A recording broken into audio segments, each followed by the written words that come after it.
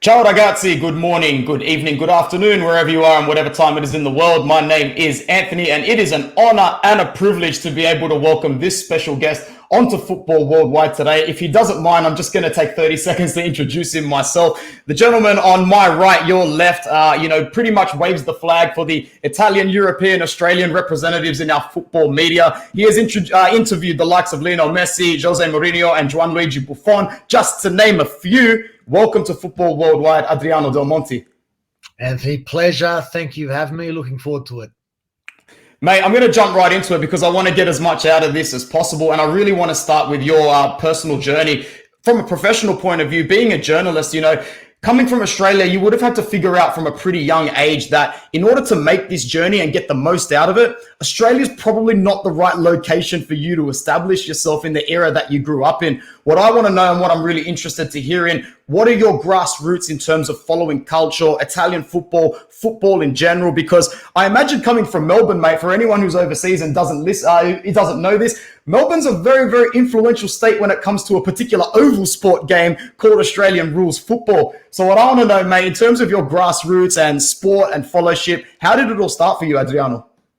Well, obviously Italian background, born into it. Before I could even speak, culture is all I knew. I remember very, very early on in my life, some of my first memories were watching Serie A on Rai International with my nonno, my dad, or my uncles, and it was just the only thing I knew. You mentioned Australian rules football. Aussie Rules AFL here is something I always played and took very seriously. So I've always played that, but still always been passionate about the round ball game. And I think from a very early age, as early as 10 years of age, I just always had that passion and desire to pursue a career in that space. I always had an interest in television. Why at 10? Who knows? But it was always something that I just thought maybe I can pursue. Maybe this is something one day that I can take on and make my own. And as time started to go on, I started to learn that, as you said, Australia is a long way from the heart of not only culture, but obviously football, Europe, South America, these key hubs for the sport. And I started to make plans in my early teens. How can I realize this dream? How can I pursue, at the very least, these desires that I have? And look, it's a very, very, very long journey that I'm still embarking on. But one thing led to another, and it's taken me to all corners of the globe. I've been able to, from a young age, I took my first leap of faith and moved over to the UK just after graduating university, and with a couple of networks that I had started doing some writing from Australia. So look, it's been a very long journey. But as I said, I've been fortunate to live and work across the UK, the US, Qatar. I was in for a couple of years. Now I'm based in Milan in Italy, and obviously coming to you now from Melbourne, Australia, just visiting some family. But it's been an enjoyable journey, but it all started with that passion really that came from my grandparents' generation, all my family from Italy. It's all I knew, and from a very young age I bought into it, and it's why I'm at where I'm at today. Absolutely, man. Now, you mentioned your journey and, there's been a lot of significant events along the way. I mean, if we're going way back, I remember confusing and tricking the librarians at my school into thinking I was a good student because I'd go there first thing in the morning. They thought I was studying, but I was actually reading your articles on goal.com and a couple of other writers as well, man, because there wasn't much time that I could get in to do that reading. But in terms of being involved with the likes of Sky Sports, Bein, The Guardian as well, what are some more of the significant events that have taken you on your journey? They don't have to be the biggest events, but, really those events that stuck with you and really established some purpose along the way for you. Goal.com, sensational. Much appreciated. That's where it all began for me. Goal.com, yeah. I was 15, 16 and started working for them full-time while still at high school, then into my university. And then I think, look, the biggest lesson, aside from an actual event or something which I'll get to, the biggest lesson I learned very early on came with Goal.com when a colleague of mine at the time who I'd taken a lot of advice from and got to know and respect at a high level, he actually moved to ESPN. And very early on, I learned that, yes, the skills are required, no doubt about it, particularly in TV. You have to be able to do the job. But definitely networking, learning from others who have already done it, that was the most important thing. And it's advice. I do a lot of mentoring for aspiring broadcasters, journalists, and people in the industry. And it's the one thing I always say: you need to develop your skills, but at the same time, you really do need to make the contacts in the industry to help you grow and know what it takes. And it was actually that contact who moved from goal.com to ESPN. If you remember ESPN SoccerNet, who gave me the opportunity and a job to start working for them, which led to some reporting from the 2010 World Cup. And that, for me, when we talk events, was probably the first notable thing that I was able to do where, okay, I'm at an important event. I'm having my work published on an important level with a top publication. And that was really the thing that got the ball rolling. So yes, then moving to the UK, and I basically was very young, 2021, had just finished my university. And it was a case of getting some hands-on experience with the likes of Sky Sports, The Guardian, as you mentioned, and obviously ESPN, who I was working with at the time. And it wasn't about the money, because there was no money. It was about learning. It was about meeting and mixing. And still to this day, some people that I met in my first venture abroad are still helping me now, some 10 years on. So that was a really important moment. And I suppose that 2010 World Cup as an event really kickstarted what was to come. But look, since then, obviously, a lot of my work has been football, but I also do enjoy the work where I've been fortunate to do some work in other sports. I love motorsport and have covered some Formula One Grand Prix and have covered some MotoGPs. I covered the first MotoGP race of the 2015 season with Bein Sports when living and working with them in Qatar. And obviously just mixing up the sports, diversifying the use of my skills, and just keep myself fresh is something I've always enjoyed doing. So whether it's tennis Grand Slams, motorsports, US sports, whatever the case has been, certainly things I've enjoyed. But look, I think the pinnacle for me was certainly, in terms of building up to a key event, it was the Euros that have just gone. And it was sort of a coming together of all the work I had put in, all the sacrifices I had made, and then ultimately working at a tournament where, well, UEFA actually told me I covered more matches than any broadcaster on the planet. I went to 14 matches of however many there were, but basically I was at a different match in a different country every second day, and it was a lot of work. It was very taxing, but the ultimate reward with Italy winning, unfortunately, my grandfather, really, who built this passion in me, passed away 7 years ago. But really, it was just like a coming together. And it was a really special moment from obviously professional perspective, but personally, just an incredible moment to enjoy, even with my family, who obviously all here back in Australia. But it's been, as I said, a special journey. But that for me is certainly the pinnacle at this point. Absolutely. And thanks for digressing into that for me, because I can't go without talking about it. The Euro experience for you, it seems surreal for someone like me watching you on the couch. I'm like, man, this guy is jumping everywhere. I can't believe I thought you had teleporting powers at one point, man. Honestly, I wanted you to talk a little bit more from a fan's perspective, being able to see the Azzurri go the distance. I saw that lovely photo that you had pitch side with the photo of your nonno as well. As you said, it all came together. Was it challenging to you, sort of separating that line between diehard Azzurri fan and, as you said, pretty much most capped journalist of the whole tournament going around? Look, it's something when I work and I just revert back into my professional self, but I can't mask the genuine passion that's inside. And unfortunately, one negative of working in the industry, especially covering things like Serie A, which, is on a weekly basis, you do lose a little bit of that natural fandom and that passion for a league or a team. But when it comes to Italy and when it comes to the national team, and obviously the longevity of what it means to me, and basically it's the reason why I'm doing what I'm doing, it's something that you can't mask. And the first game, I covered the tournament for a few broadcasters around the world. Optus in Australia was one. I was working also for Sony Sports in India and Supersport in Africa, a couple of my other broadcasters. And again, when working, you're in work mode. But the first actual match when I was working with Optus, where they actually had a camera on me from behind, and I had no idea that they were actually filming me celebrating. It was Italy-Austria at Wembley in the round of 16.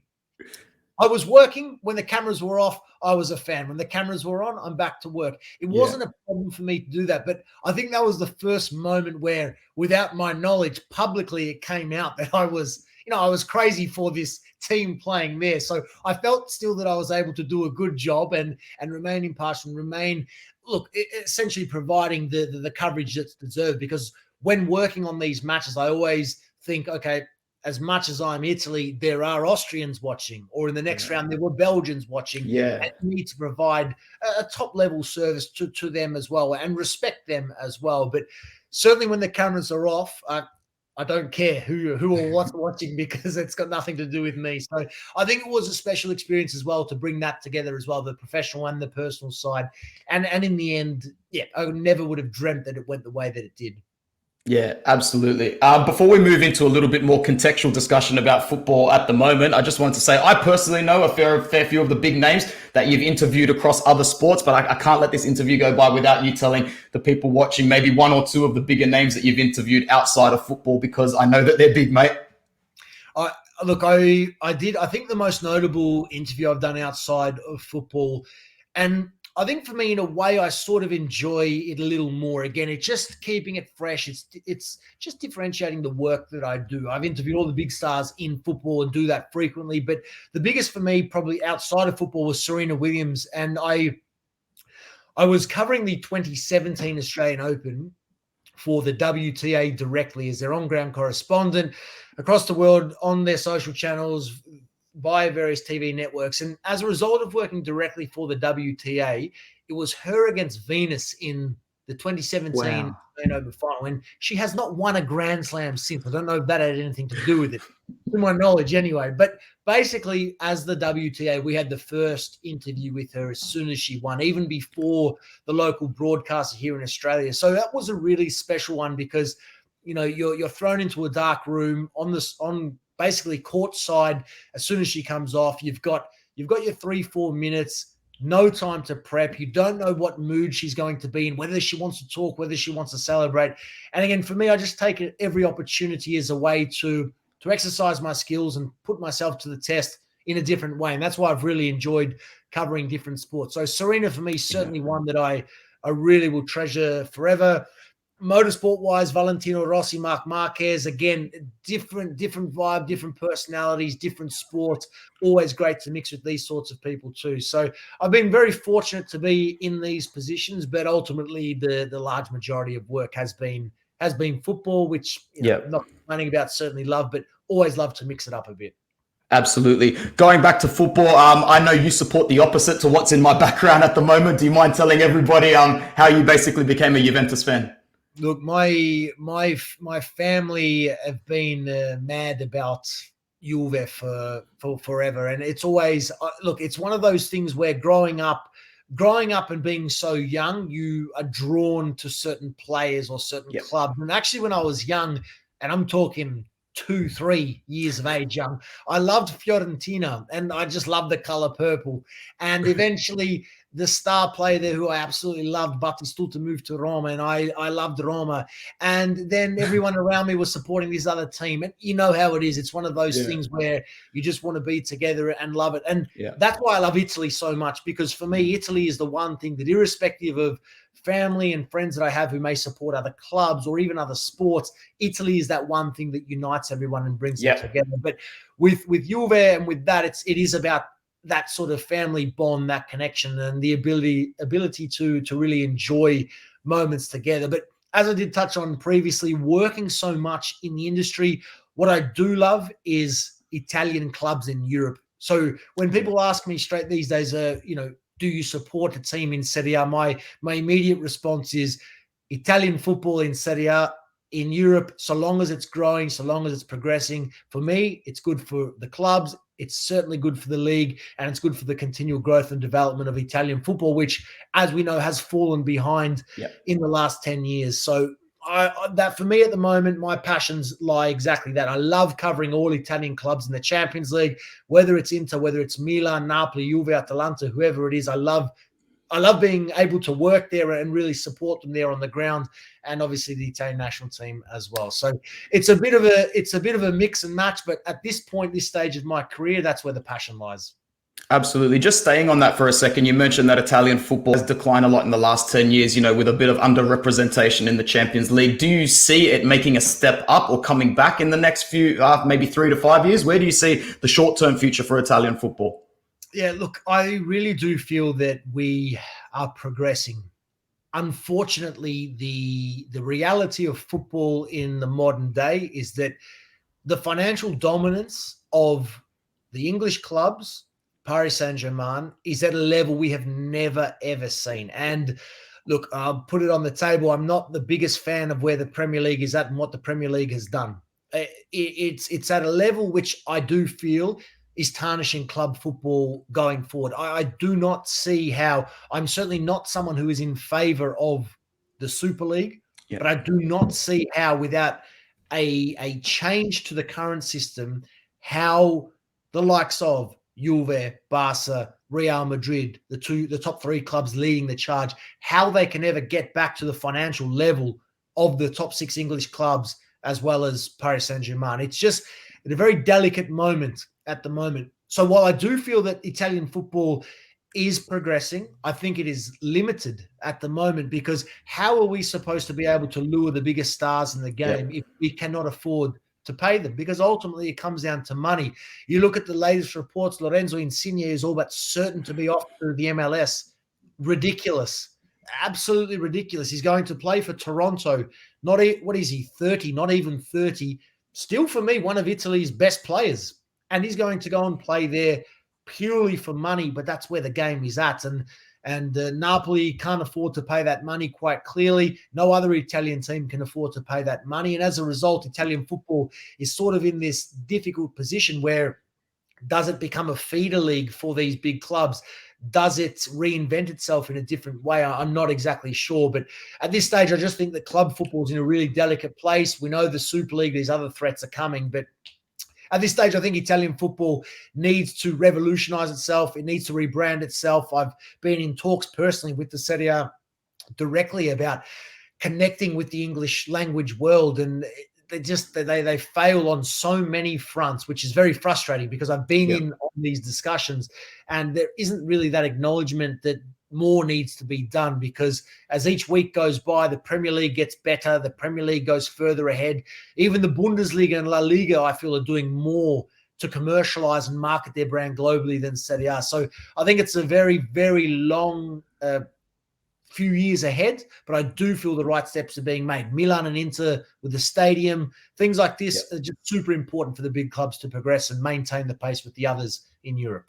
Yeah, you took the words out of my mouth, and I guess that Insigne example is a fantastic one. If Toronto is going to offer him $11.5 million per season, I actually don't think there's a player in Serie A that gets double digits like that at the moment. You had Ronaldo on 30. I think Romelu Lukaku was on about 12.5. They've both departed the league. So you're talking about making Insigne the highest paid player in the league, and with a president like De Laurentiis at Napoli, it's not even an option, to be honest. So the money talks, and the players are going to keep walking from Serie A. It's a big fear of mine as an Inter fan. It's not really normal to win the league and have your manager, your best goal scorer, and your top assister in Achraf Hakimi leave the club in the same season. All is going a little better than expected at the moment, but still the facts are the facts, and you need to call a spade a spade.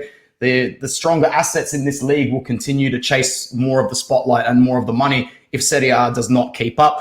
I guess one of the big pushes in the right direction was that photo frame up there, winning the Euro, which was fantastic. And I'm going to talk about something a little bit anxiety-ridden before we move on to one more question. Mate, very frustrating. I follow you on Twitter.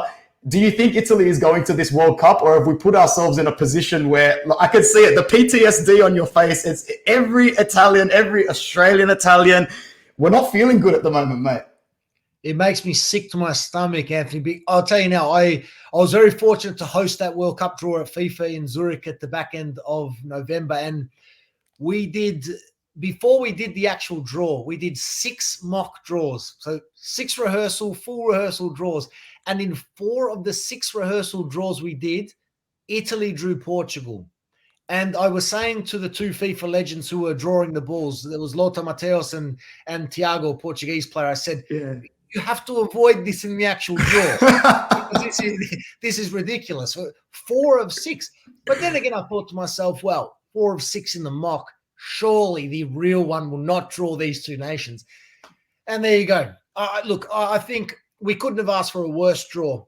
Obviously, we play North Macedonia, a team who clearly we should be beating, but a team that I'm also a little concerned about, because we know historically when Italy don't have to play to their best because the opponent isn't the top opponent, sometimes we struggle. Just look at the 2010 World Cup in South Africa, New Zealand, Slovakia, Paraguay. With all respect, we should be winning that group with 9 points from 9, and we are eliminated. It was just incredible to watch.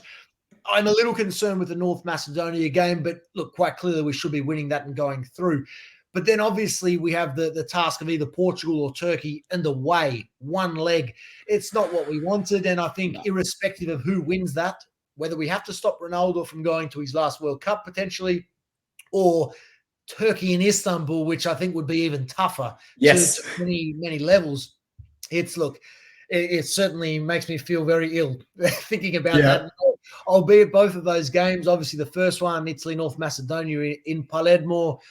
Really looking forward to that. I think it will be a nice warm-up, which we should be winning with respect to North Macedonia, but then either a trip to Lisbon or Istanbul. Yeah, I can tell you live on the night when the draw was done, the cameramen and producers were watching me in the gallery live on camera. Obviously, I wasn't on the screen at this point, but they said my reaction was very funny and how disappointed I was. So, look, I think we can do it. I think Italy can step it up against Portugal away. To be fair, I do not rate Portugal as a top nation, but I do think with the circumstances in which they're in the playoffs as well, they're equally as devastated as Italy because, Cristiano Ronaldo scored a very legitimate goal against Serbia, which was ruled out because there was no VAR in the Serbian stadium, which ultimately would have seen them go directly to the World Cup. So I think both nations, whoever misses out, will be very, very hard done by. Obviously, we missed 2 penalties, which is our own fault. Look, it's a nervous few months ahead, but I'm really, really excited about the games, but just praying it goes our way this time around. Yeah, there's only so many words of confidence Roberto Mancini can keep giving in every interview. Just wait for the games and see how it goes. Cheers for that, Adriano. The Serie A Championship is about halfway through. I caught your predictions at the start of the season. I think you don't need to be a Juve fan at the start of the season to say, Allegri's coming back. There's a guaranteed extra 12 to 15 points this season. Squad-wise, you can tell Allegri is not really happy with his chess pieces and the way he's moving them at the moment. I guess the overall question to you as a Serie A fan and a Juventus fan is, how have you seen, what's your thoughts on the Serie A season so far, and how do you think it'll carry into the back half of the championship, mate? Look, I think the Serie A season is going almost as most would have thought. Look, from an Inter perspective, firstly, I think super, super impressive. I think Inter Milan, the departure, look, Marotta for me is the most influential figure in the league. Oh, yeah. There's no doubt about this. And I think what Inter have been able to do, Edin Dzeko, firstly, a player I've always loved. And Dzeko coming in and having that impact and doing what he's done has been wonderful to see. Inzaghi has brought in some pieces that he's worked with before. Great to see. And I think Inter, the squad is just clearly the best squad. Really impressive. And what I'm most happy about with Inter this season is the fact that they've been able to, not as much as I would have liked, but improve in Europe. So thrilled to see Inter through to the round of 16. Disappointing, no Barella for that Liverpool tie, but I really think they can take it up to a Liverpool team who, look, Liverpool obviously one of the best 11s in world football, but I think Inter at their best can match them. And I covered a lot of Inter matches in the Champions League, and when they're up and firing, they look very hard to stop. Strong defensively, a lot of options going forward. So excited about where Inter are at, and I do think Inter comfortably go on from here in the second half of the season, and Inzaghi will get his Scudetto, which will be a great reward for his career and his journey to this point. The chasing pack is a bit interesting, and I think Napoli, the injury issues, the Insigne situation, not surprising to see them start to drop off. A couple of very, well, some would say surprising home defeats to some of the lower opponents, recently Spezia, Empoli as well, who obviously beat Juve away from home. Milan, we know that Milan have certainly improved, and so good to see. I think everyone can agree, so good to see Milan finally back up and running. Serie A need AC Milan there or thereabouts. AC Milan in Europe, always helpful. So good to see them improving, but I still think they're a season or two away from, or maybe even a bit more from seriously challenging. And then it's the Atalanta fairy tale, which is no longer a fairy tale. It's just, this is Atalanta, and it's one of the most remarkable stories. But again, European football for another season, juggling that with Serie A. there is depth, there is quality, but an Atalanta team who, again, a top 4 finish, certainly the objective. So at this stage, not surprised by how it's played out. With Juve, is anyone surprised? Look, the squad and what they have done off the pitch has been an issue for everyone to see for the last 4 seasons. I was there in 2017 in Cardiff, the Champions League final, Real Madrid-Juventus, 4-1 win for Real Madrid, which was already the beginning of the end of that squad, but really that then marked the change. There were changes with, obviously, Ronaldo eventually coming in, Buffon leaving, Bonucci leaving. It was a difficult time already internally at that club, but the decision to purchase Ronaldo is something which you see this on Twitter all the time, and I never think it's given the context it properly deserves. People debate, was Ronaldo the right purchase for Juventus? And many still, and Juventus fans, blamed Ronaldo. His goal-scoring record was ridiculous. He's one of the best of all time for a reason, and there's no one who's disputing that. But for that Juventus, with that squad, to purchase a player for that money and pay him that money, it was a ridiculous business decision.